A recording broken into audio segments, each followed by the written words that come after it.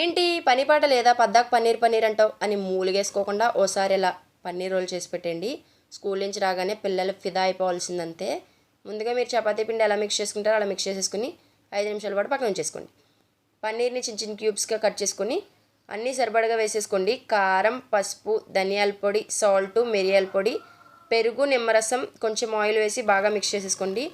బాగా హీట్ ఎక్కిన నూనెలో 5 నిమిషాల పాటు వేయించేసుకుని మీకు ఏమేమి కూరగాయలు కావాలో అవన్నీ వేసేసుకుని 1 నిమిషం పాటు హై ఫ్లేమ్లో వేయించేసుకోండి. ఎక్కువ వేయించుకోకూడదు, మెత్తగా అయిపోయి అంత టేస్ట్ బాగుండదు.